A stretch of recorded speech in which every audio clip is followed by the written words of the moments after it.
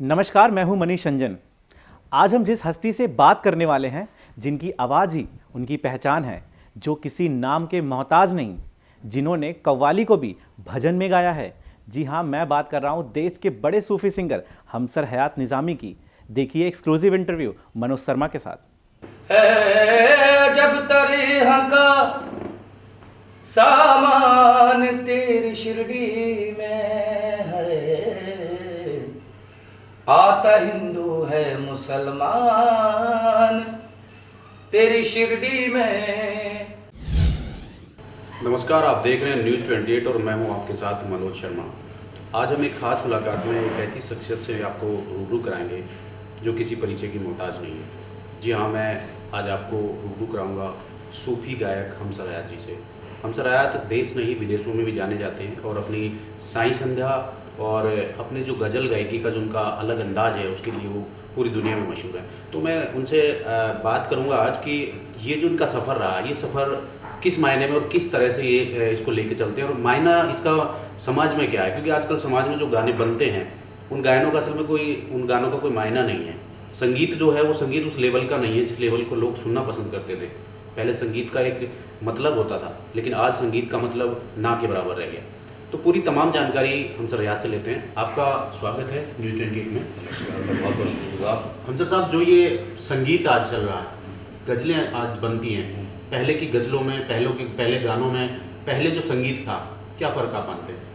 देखिए, फ़र्क तो बहुत आया है, तब्दीलें बहुत आई हैं। एक्चुअली क्या है कि संगीत बहुत बड़ा माध्यम है कल्चर को फैलाने का, और आज के जो गाने बजाने हैं, जो आज का संगीत है, मैं उसको बुरा तो नहीं कह सकता, क्योंकि हर आदमी की अपनी रोज़ी रोटी है, हर आदमी अपना पैसा कमा रहा है। लेकिन हाँ, बात रही संगीत की, तो संगीत एक ऐसी पाठशाला है जहाँ पर लोग अच्छा गाना, अच्छी सोच, अच्छे लफ्ज़ों की अदायगी, अच्छे कलामात, अच्छे भजन, अच्छे गीत गाने की कोशिश करते हैं, और कोशिश में कामयाब भी। उसमें एक मैं भी हूँ जिसने काफ़ी अर्सा लगाया है इस मार्केट में, जो मार्केट कहा जाएगा प्लेटफॉर्म पे। और मैंने बेसिकली, मैं जिस फैमिली से बिलोंग करता हूँ, मुझे ज़्यादा बताने की ज़रूरत नहीं, क्योंकि ज़्यादा अपनी तारीफ़ करने से भी मायने छोटे हो जाते हैं। तो मैं यही कहना चाहूँगा कि हम जिन दरबारों से जुड़े हुए हैं, जिन खानखाओं से जुड़े हुए हैं, जिन संतों से, पीरों से जुड़े हुए हैं, मेरा ये मानना है कि संगीत अपने आप में एक ऐसा नशा है, एक ऐसी भाषा है जो हर किसी के समझ में आती है। वो चाहे चरिन हो, परिन हो, गूंगे हों, बेरे हों, चाहे कोई भी हो, इंसान हो, हर तरह की दुनिया है। तो संगीत को ना पेड़ पौधे भी सुनते हैं, फूल कलियाँ भी सुनती हैं, बच्चे भी सुनते हैं, बड़े भी सुनते हैं, समझदार भी सुनते हैं, नासमझ भी सुनते हैं। संगीत का एक अपना एक लेवल है। और आज के संगीत में, पहले के संगीत में फ़र्क सिर्फ इतना आया कि पहले के लफ्ज़ों में मैसेज होता था, आज के लफ्ज़ों में सिर्फ टीआरपी होती है, पब्लिसिटी होती है, और पब्लिक को अपनी तरफ अटैक करना होता है। तो संगीत बुरा नहीं है, ना उसके गाने वाले बुरे हैं, ना उसके सुनने वाले बुरे हैं। हाँ, बुरा वो माहौल है जिसको हम क्रिएट कर रहे हैं। आपने बात की टीआरपी की, तो टीआरपी साईं भजन आपने गाए जी, और साईं भजन के गाने के बाद ही टीआरपी हमसर हयात की बनी, ऐसा मानते हैं? हकीकत तो बिल्कुल सच है। मैंने बहुत कुछ गाया, मैंने गज़ल भी गाई, कव्वाली भी गाई, गीत भी गाए, सब कुछ गाया। कि एक्चुअली क्या है कि मैं जिस फैमिली से बिलोंग करता हूँ, हमारे यहाँ हर तरह के आर्टिस्ट हैं। उसमें क्लासिकल भी हैं, गवैये भी हैं, कव्वाल भी हैं, गज़लिस्ट भी हैं, और बहुत सारे हैं। तो मैंने इस सब्जेक्ट को जो चुना, साईं बाबा को, मैंने एक्चुअली यूँ चुना कि हर समुदाय में, हर लाइन में कोई ना कोई स्टार, कोई ना कोई सिंगर है। अगर हम जागरण लाइन में देखें तो वो अपने नाम के बादशाह हैं, जो भी आर्टिस्ट हैं। फिर आप पंजाबी फोक में आ जाए तो वो अपने काम के बादशाह हैं।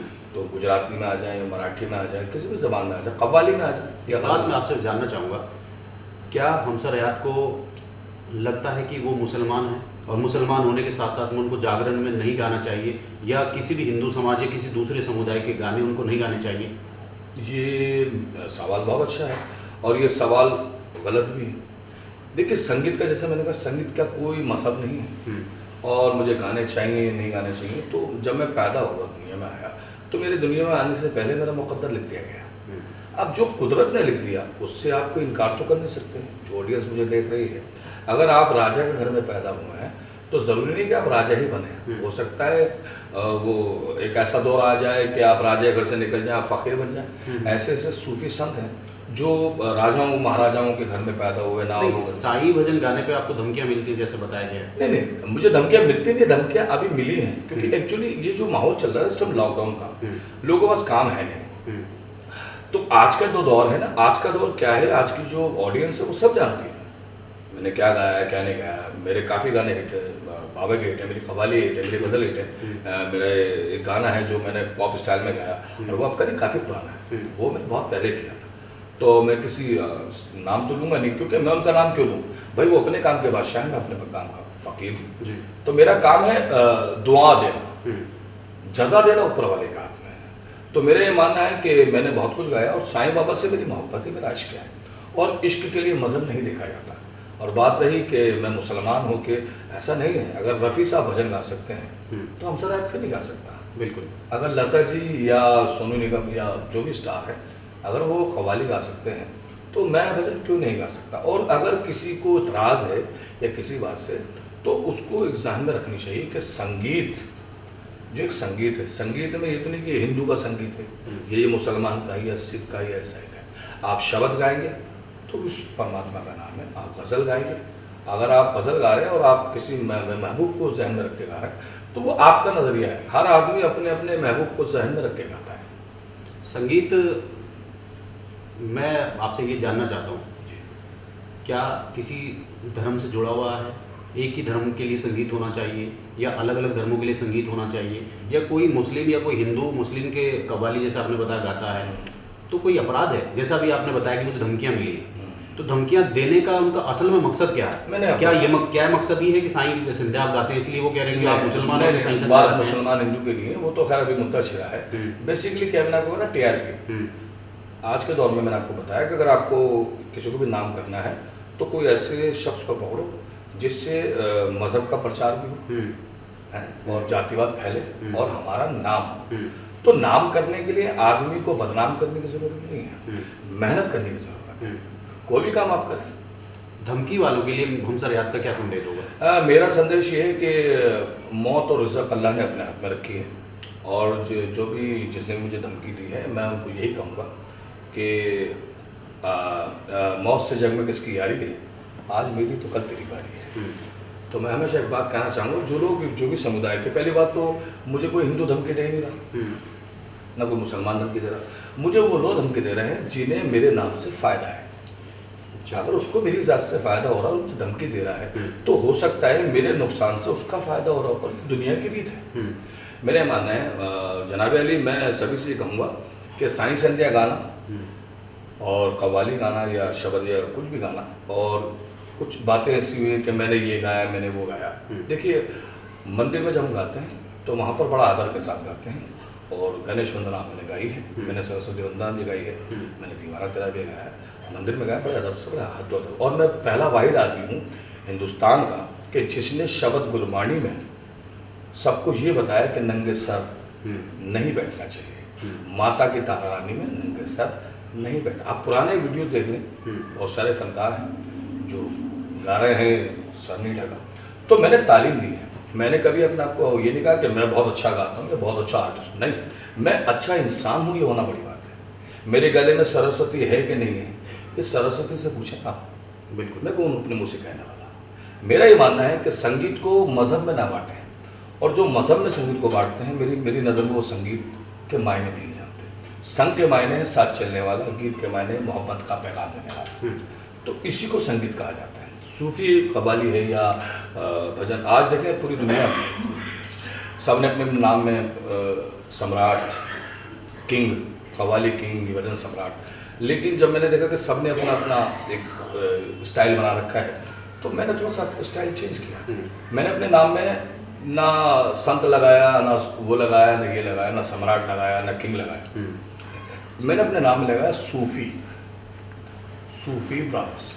और ये ऊपर वाले का भगवान का, ईश्वर का, उस गुरु नानक का, उस पीर का बड़ा करम रहा, उस साईं जी का बहुत बड़ा करम रहा कि इस नाम को लोगों ने फॉलो किया, और अपने नाम में आधे से ज़्यादा लोग जो साईं सिंधिया में हैं, मैं किसी पे क्रिटिसाइज नहीं कर रहा, लेकिन आप उनका नाम सुने, अपने नाम में उन्होंने सूफ़ी लगा रखा है, तो मुझे उनके सूफ़ी लगाने से कोई इतराज़ नहीं है। लेकिन अगर वो लोग मुझ पे इतराज़ कर रहे हैं तो पहले वो अपने आप को देखें कि वो अपने नाम में सूफ़ी लगा रहे हैं। लफ्ज़ी मायने सूफ़ी कहीं, मेरा ये मानना है कि सूफ़ी का मतलब ये है कि जो धर्म से हट के कर्म की बात करे उसे सूफ़ी संत कहा जाता है।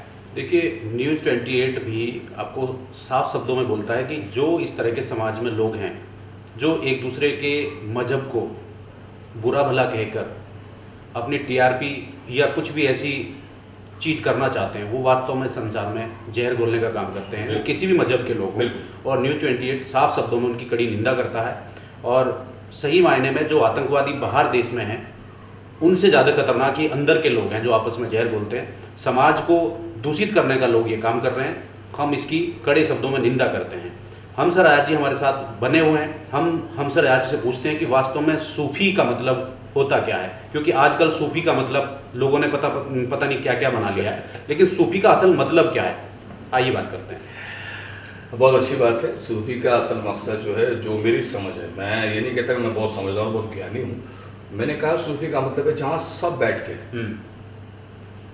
एक होकर उसकी वाइब्रेशंस को महसूस करें, वो सूफ़ी है। अगर मैं गा रहा हूँ एक राधा एक मीरा दोनों ने शाम को चाहा, अंतर क्या दोनों की चाह में बोलो, एक प्रेम दीवानी एक तरस दीवानी। अगर मैं ये गा रहा हूँ और उनको वो समझ में आ रहा है, यही मेरी इबादत है। हमसर अयाज का एक साईं भजन है, बहुत फेमस मेरा भजन बहुत है। सारे भजन, तो मैं चाहूँगा कि दर्शकों को आपको जी, एक जो साईं भजन जो आपका मेरा बहुत famous मशहूर है, बहुत, और आज भी मतलब तकरीबन इसको 22-23 साल हो गए। बहुत सारे तो लोग हैं जो इस लाइन में हैं, वो सुन के जवान हुए हैं और उन्होंने गाया भी, बिल्कुल कई स्टेजों पे गाया है। आज वो अगर इधर उधर की बातें कर रहे हैं तो करने दीजिए, कोई सी बात नहीं। मैं तो ब्लेसिंग ही दूंगा। मैं कहूँगा कि अगर तुम्हें मेरे मरने से अगर तुम्हें फ़ायदा होता है तो मैं 10 बार मरने को तैयार हूँ और तुम्हारा फ़ायदा तुम्हें मिलता रहे। और हमसर अयाज जैसे आए थे, आए हैं, आते रहेंगे। आप जैसे आए थे, आए हैं, आते रहेंगे। दुनिया चलती रहेगी। और मैं बताऊँ तो जहाँ पर नेकी होती है ना, वहाँ बदी का होना शुमार है। समझा आप? क्योंकि जहाँ सुर होता है वहाँ असुर भी होता है। तो ये लफ्ज़ों की अदायगी। तो मेरा गाना बड़ा मशहूर है, पूरी दुनिया ने गाया है और हर कौम ने गाया है, कव्वाली में भी लोगों ने गाया है। और अल्लाह का बड़ा एहसान है उस परवरदिगार का कि मेरे इस लाइन से कभी किसी मुसलमान भाई ने कोई तनकीद या कोई मेरे पे क्रिटिसाइज नहीं किया। उन्होंने कहा भाई हमसर अयाज है, उसका काम है, बिजनेस है, उसका एक प्यार है, वो अपना काम कर रहे हैं। भाई अपनी दुकान पे आप कोई भी सामान बेचते हैं। नहीं, हिंदू ने भी कोई टिप्पणी मुझे नहीं लगता करी हो, और जिसने भी की है वो ना हिंदू है ना मुसलमान है। मैं कह रहा हूँ उसका कोई मजहब ही नहीं है। हिंदू मुसलमान है ही नहीं ना। हाँ, उसका कोई मजहब ही नहीं वहाँ है। पर मजहब की बात ही नहीं है। वहाँ मैंने आपसे क्या कहा, वो टीआरपी है। देखिए मैं आपको बताऊँ, मिसाल के तौर पे मैं किसी दुकान पे सामान लेने जाता हूँ तो मैं उससे नहीं पूछूंगा भैया ये रोटी हिंदू की है मुसलमान की, पूछूंगा नहीं। तो ये सोच है इंसान की, ठीक है। वो कुछ नादान बच्चे हैं जो ये बेअदबी कर रहे हैं और एक गाने को पकड़ के जो वो लेके बैठे हैं, जो मैंने 25 साल में जो गाया है, कितने लोगों के रोजगार, कितने लोगों को मैंने अच्छी तालीम दी है। अब वो छोटी छोटी कटिंगें बना के पूरा गाना तो सुनाओ ना। हम लोग सुनना चाहेंगे। मैं आपको सुना रहा हूँ, आपको मेरा बड़ा मशहूर गाना है। जब तरीहा का सामान तेरी शिरडी में है, आता हिंदू है मुसलमान तेरी शिरडी में, आए जितने भी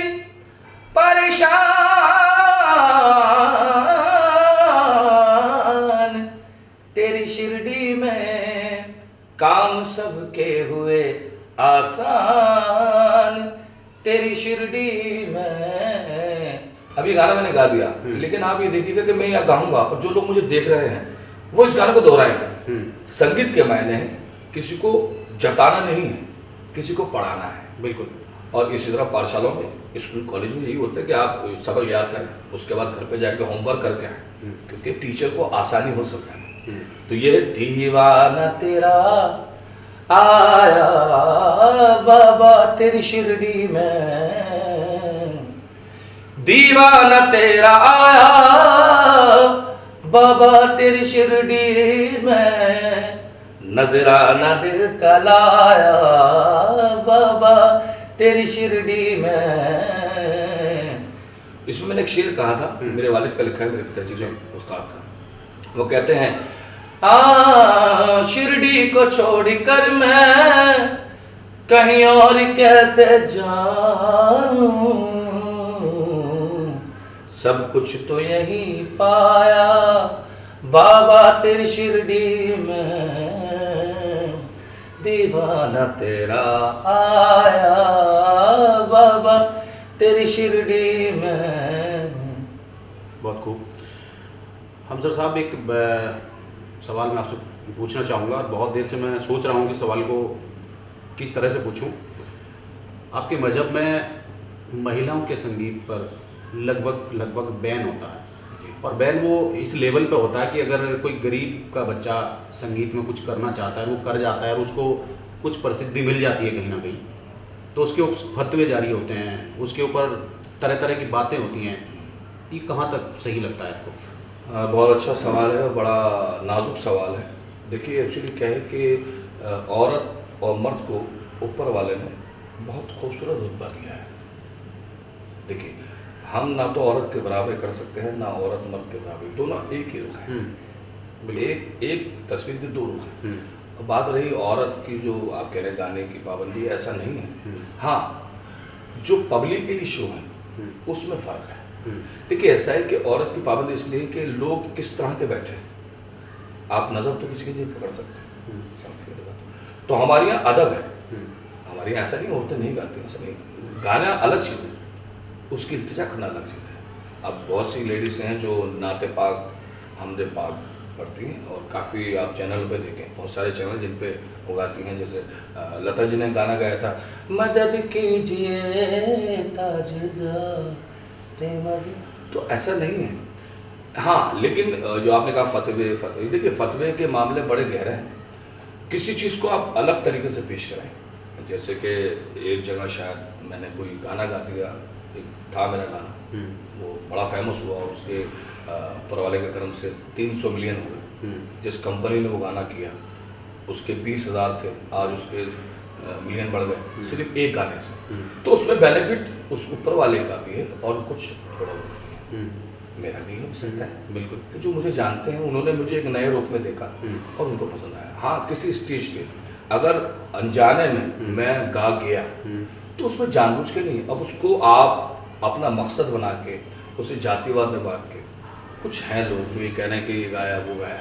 देखिए फनकार कभी अपनी मर्जी से नहीं गाता, और जो अपनी मर्जी से गाता, मेरा मकसद, आप थोड़ा सा ना सवाल को घुमा के, जी मैं औरत जो आप मकसद ये है कि फतवा अगर होता है हाँ, तो उस ओहदे तक नहीं होता ना। मुंबई में बहुत स्टार है जो फीमेल हैं और जो मुस्लिम हैं, लेकिन वो अपना सारी कर रही है, वो मॉडलिंग भी करती हैं, वो सिंगिंग भी करती हैं, वो डांसिंग भी बहुत सारे, लेकिन कोई फतवा नहीं है। हाँ, मुसलमानों बहुत सारे, लेकिन कोई गरीब आदमी है हमसर आया तो आपको फतवा जारी हो गया।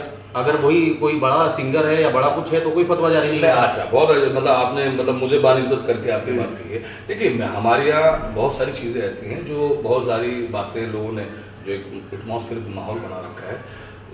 जैसे आपने कहा बहुत सारे मुसलमान समुदाय के लिए जो मॉडल भी हैं, सिंगर भी हैं, बिल्कुल है, ऐसा नहीं है।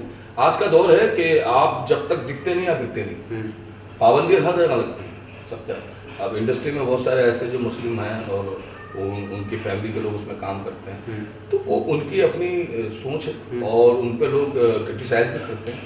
लेकिन क्या है कि जब आदमी किसी चढ़ाई पे चढ़ता है ना, तो नीचे लोग खड़े होते हैं जो कंकर मारते हैं कि इसका पैर किसी तरह पिछले और ये नीचे है। तो मेरा ये सोचना है, अगर कोई तरक्की कर रहा है चाहे वो किसी समुदाय का, तो उसको अप्रिशिएट करें, तो उसके लिए दुआ करें और ये कोशिश करें कि आने वाली नस्ल किसी भी चीज़ को अगर कोई मोहतरमा लेडीज़ मुसलमान में गा रही है, कोई फतवा लगा रहा है, तो वो उनका नज़रिया है। लेकिन अगर अल्लाह ताला को, भगवान को उनको नाम गुरूज देना है तो वो किसी न किसी जरिए देगा, चाहे वो मॉडलिंग में आ जाए, चाहे वो एक्ट्रेस में आ जाए, चाहे वो किसी खेल में आ जाए, खिलाड़ी में आ जाए। बहुत सारे खिलाड़ी हैं जिन पे काफ़ी सारे फतवे लगे, आपको पता ही होगा, मैं नाम नहीं लूँगा। बिल्कुल, बहुत सारी एक्ट्रेस हैं जिन पे फतवे लगे, बहुत सारे सिंगर हैं जिन पे फतवे लगे।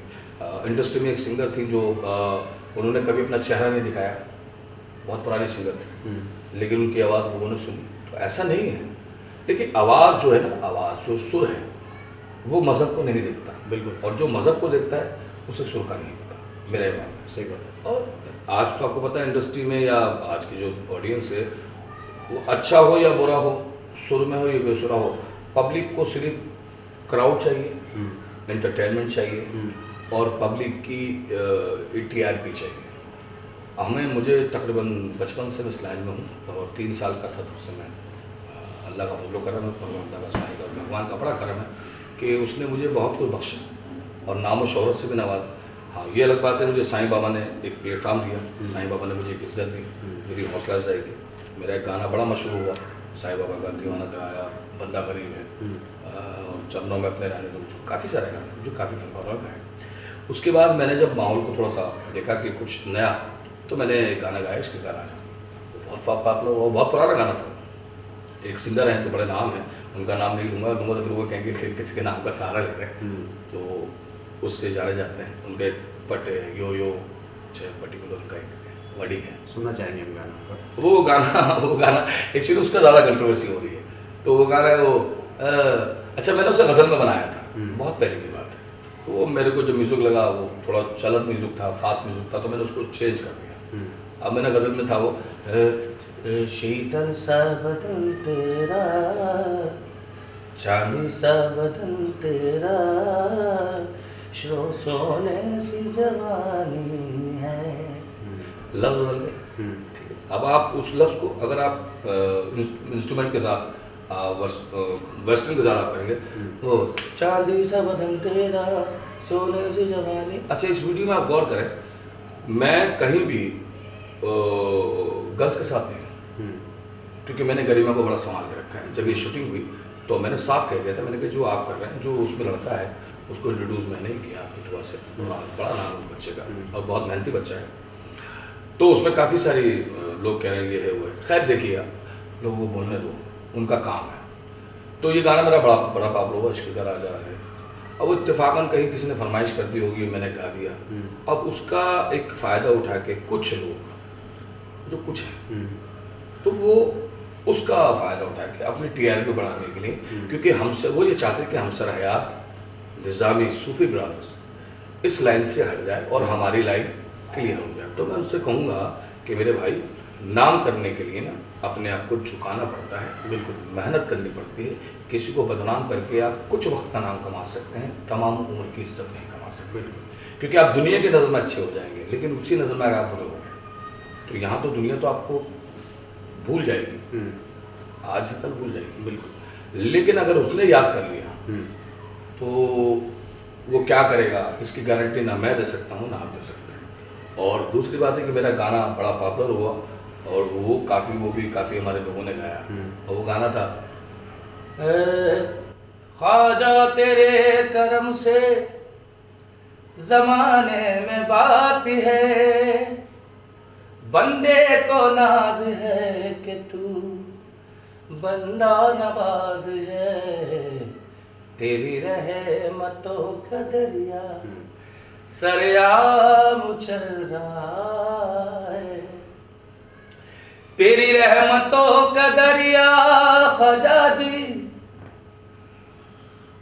सरेआम चल रहा है, मुझे भीख मिल रही है तो मेरा काम चल रहा है। ये गाना बड़ा पॉपुलर हुआ। मैं आपको बताऊं कि बहुत अरसे की बात है, एक गाना आया था कोलावेरी, तो अच्छा वर्डिंग तो किसी को पता नहीं था कि कोलावेरी का मतलब क्या, बाद में लोगों को पता चला कि इसके मायने क्या है।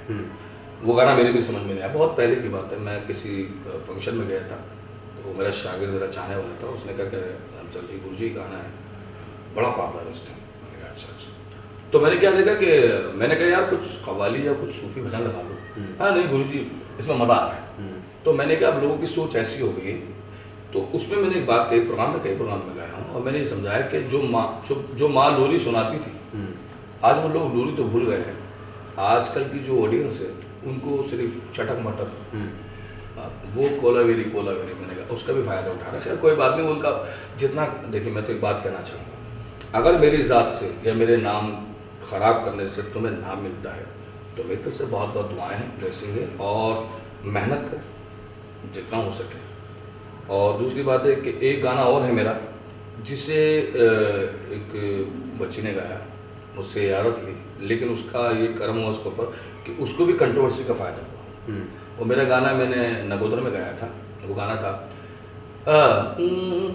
जिस पे भी एक नज़र डाली, जिस पे भी एक नज़र डाली, उसकी किस्मत का लिखा बदलता है।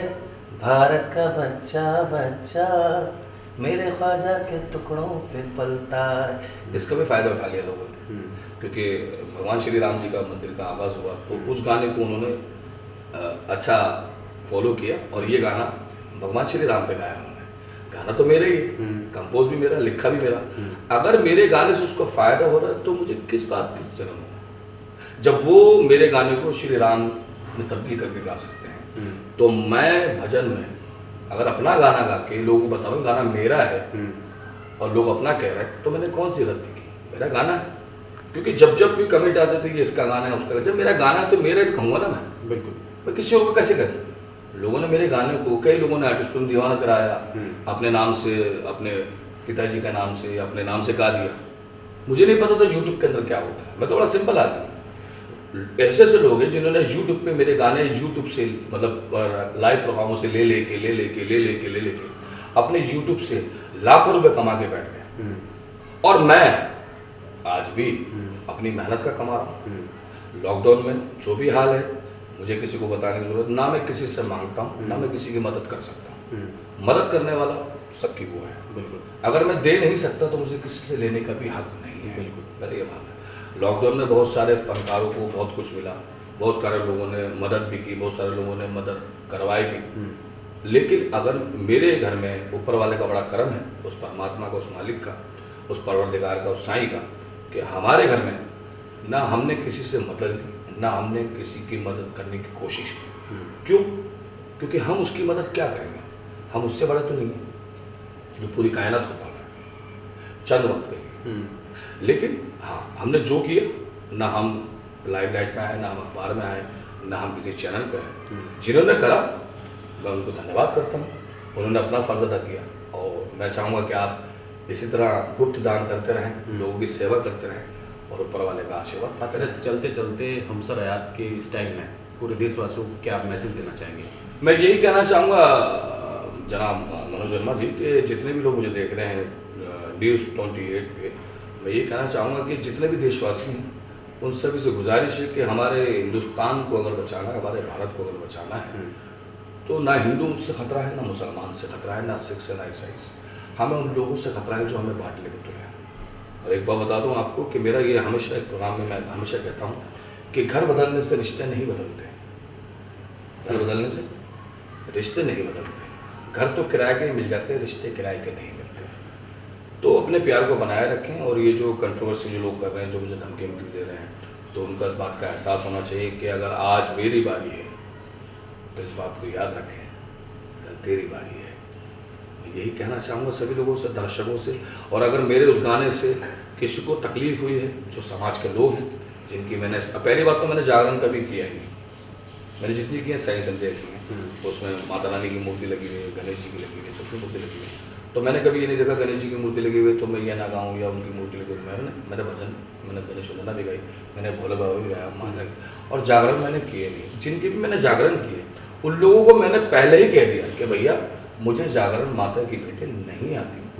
आप कहेंगे तो मैं एक दो भेंटें माता की, क्योंकि जब मैं उनकी शान के बारे में कुछ अर्ज नहीं कर सकता तो मुझे कहने का भी हक नहीं है। मैंने कहा वो सूफ़ी हूँ, बस भजन गाता हूँ, कव्वाली गाता हूँ, सूफ़ी कलाम गाता हूँ। अगर आपको बुलाना है बुलाए, नहीं बुलाना कोई बात नहीं। मैंने हमेशा सबसे कहा, ये प्रोग्राम वाले भी जानते हैं, जिसने भी मुझे बुलाया मैं उनका बड़ा शुक्रगुजार हूँ। और अगर उनको ये लगता है कि ऐसा करने से ऐसे हुआ है, तो जितने भी लोग हैं जो मेरे फ़ैन हैं, जिन लोगों ने मुझे बुलाया है, उनमें से कोई ऐसा नहीं है जिसने मेरे पे ये एलिगेशन या कुछ बात उठाई हो। ये कुछ नौसिखिए, कुछ ऐसे नादान जिनको पीछे से कुछ बैग मिल रही है या उनको खर्चा पानी मिल रहा है, क्या मिल रहा है मुझे नहीं पता, वो तो भगवान जाने। तो ये उनकी कमी हो जाने। लेकिन मैंने कभी समाज को, मैंने हमेशा जोड़ने का काम किया है, तोड़ने का नहीं, समझा। तो मैं जो भी गाया है, अगर मैं संध्या में जयकारा लगा रहा हूँ, भोले बाबा का जयकारा लगा रहा हूँ, या राम जी का जयकारा लगा रहा हूँ, या राधा रानी का लगा रहा हूँ, तो मैं अल्लाह भी कहूँगा। क्योंकि साईं ने तो बोला है ना, सबका अपना मालिक। इरादा नहीं कि सबका मालिक एक है। अब चाहे तुम उसमें भरम में बांट दो, तुम्हारी मर्जी। आज इतने सालों में 25 साल में मैंने जो कुछ भी समाज को दिया है, ये गवाह समाज है, ये वो लोग हैं जिन्होंने बाबा से प्रेम किया। मैंने कोई एहसान नहीं किया, जो मुझे मालिक ने दिया वो मैंने लोगों तक पहुंचाया।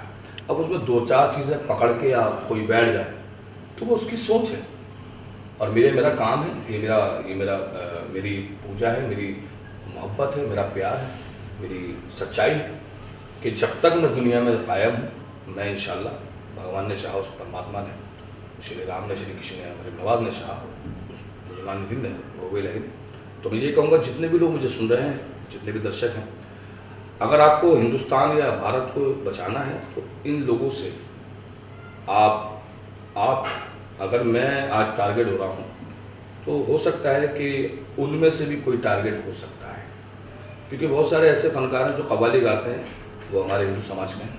बहुत सारे लोग पंजाब में भी, बहुत सारे लोग, बहुत सारे हिंदू भाई मेरी कव्वाली गाते हैं, तो मैंने तो कभी इतराज़ नहीं उठाया। हाँ, मैंने हमेशा ये कहा भाई जो भी गा रहे हो ज़रा सोच समझ के और ज़रा उसके सुर का ख्याल रखें। मुझे तो गाना आता नहीं, लेकिन जो गा रहे हैं उनको तो आता है भाई, वो तो मैं सुर में पैदा हुआ या नहीं हुआ ये तो मैं जानता हूँ, ये मैंने बताया तो आप बोल रहे हैं ना, आप समझे मेरी बात। कई बातें ऐसी जो मेरे को फेसबुक पे बोली गई, बड़ी बदतमीजी, और 2-4 बंदे बिठा लिए और उनसे ही बुलवा रहे हैं। एक बंदा गाड़ी के पास से बोल रहा तुम भी बोलो, तो ये जो अंदाजा है तुम भी बोलो, इसका मतलब ये नहीं है कि वो बोलना नहीं, वो बोलना चाहते नहीं, तुम बुलवा रहे हो, इसका मतलब तुमने उसकी जेब गर्म की है। बिल्कुल, है ना भाई, तुम्हें खर्चा मिल रहा हो, तुम कर रहे हो।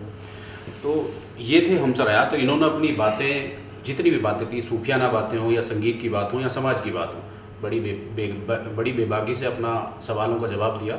और अगले समय में फिर हम किसी ऐसी शख्सियत से आपको रूबरू कराएंगे। तब तक के लिए दीजिए इजाज़त, नमस्कार।